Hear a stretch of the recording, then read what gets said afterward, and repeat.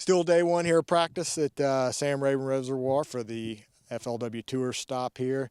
And started kind of cloudy. Now it's starting to break off. Sun's starting to come out just in time to catch Mr. Eyes himself, Clark Wendlandt. We saw him running by and we couldn't hesitate. We had to jump in his boat and see if his peepers have seen any fish out here on Rayburn so far.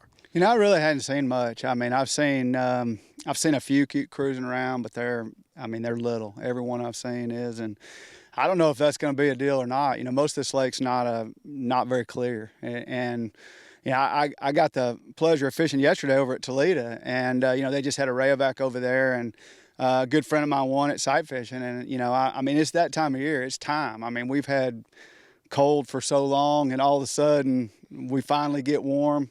Unfortunately, a little cold front blows in today, but I mean, I don't know if it's going to be the deal. If fishing's going to be a deal here or sight fishing, I'm not really sure which one. You just made the comment a minute ago that a guy's either going to have to fish or he's going to have to look. Trying to do both is going to be kind of tough here. You got to commit to one or the other. Is that the way you feel?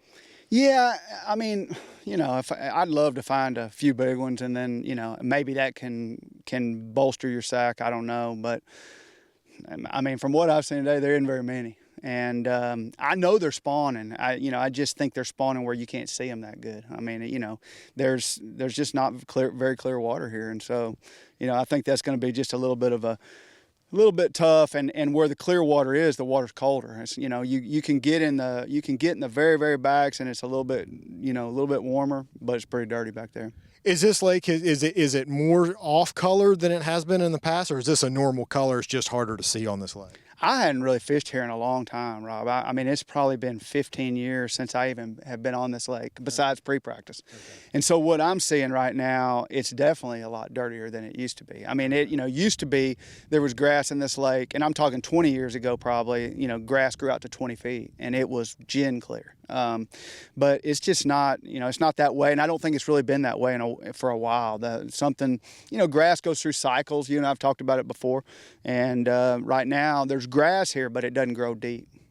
Like you mentioned, we got a little front coming through here, but I think this might be the front at which the fish are already committed. Like, you know, you'll have fronts that push fish off, but this one is just not going to be as big of a front, and the fish are already to the bank in a committed way. Is that what you're saying? Yeah, I think so. I mean, I think the two ways really that are going to be to fish are going to be something up fish are spawning, or the ones that are, you know, that Brett Hite's been, you know, basically hammering this year, you know, the ones in the little guts where there's grass, and, you know, he sits out there and catches pre-spawn females. Now, I don't really know which one's going to be at this point. You know, I've had bites doing that today, and those were the better fish I caught. But, you know, I've always been good at figuring out where they're going to go, and, you know, I'm hoping that they go ahead and commit and go shallow. Sounds good. You heard it from Clark Wendlandt. Been fishing these lakes down here in Texas a long, long time. He knows a lot about them. Look out for him this week.